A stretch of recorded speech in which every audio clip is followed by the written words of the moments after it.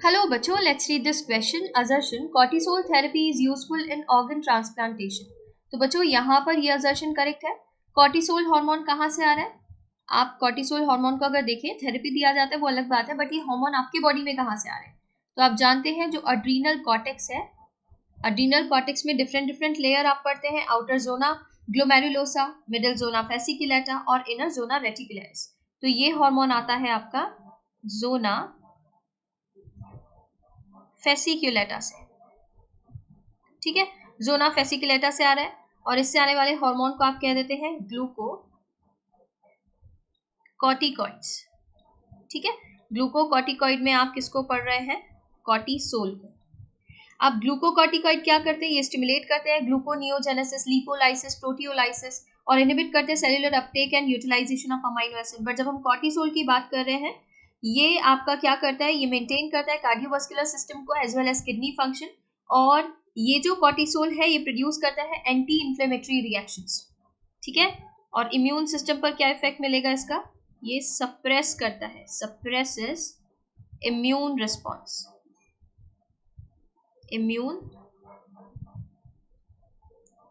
Response इसको suppress करता है. ठीक है, अब जो इम्यून रिस्पॉन्स को सप्रेस कर रहे हैं उनको क्या कह देते हैं आप? Immuno suppressant. Immuno suppressant.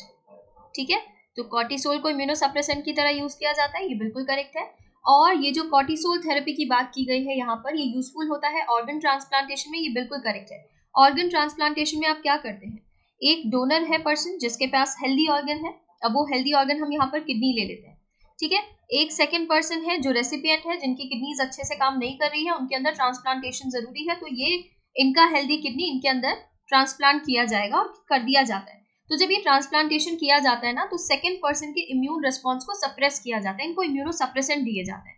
क्योंकि इनके लिए तो ये जो दूसरे पर्सन का किडनी आए फॉरेन टिश्यू, फॉरेन ऑर्गन की तरह आ रहा है, और इनके इम्यून सेल इनको फॉरेन सेल की तरह रिकॉग्नाइज करेंगे और इन पर अटैक कर देंगे और डिस्ट्रॉय कर सकते हैं इस पूरे किडनी को, जो हेल्दी किडनी इनके अंदर ट्रांसप्लांट किया गया है.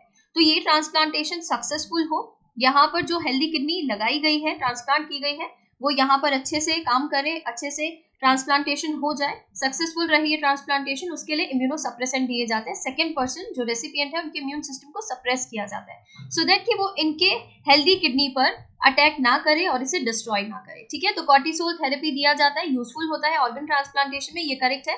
रीजन में यहाँ दिया है cortisol act as immunosuppressant, ये भी करेक्ट है क्योंकि कॉर्टिसोल इम्यूनो सप्रेसेंट की तरह काम कर रहा है और जो रेसिपिएंट है जिनके अंदर किडनी को ट्रांसप्लांट किया जाना है उनके इम्यून सिस्टम को सप्रेस कर रहा है, इम्यून रिस्पॉन्स को सप्रेस कर रहा है सो दैट कि वहां पर जो हेल्दी किडनी ट्रांसप्लांट की गई है वो डिस्ट्रॉय नहीं हो, इम्यून सेल सेकंड पर्सन के इम्यून सेल, रेसिपिएंट के इम्यून सेल उस किडनी को डिस्ट्रॉय ना करें.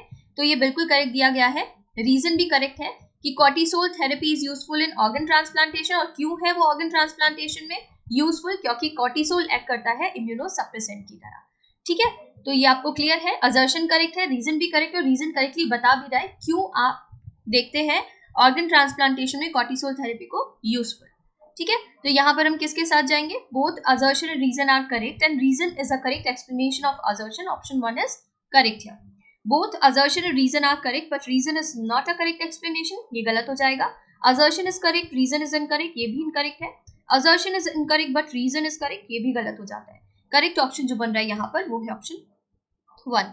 इसके regarding information NCERT page number 245 पर गिवन है. Thank you.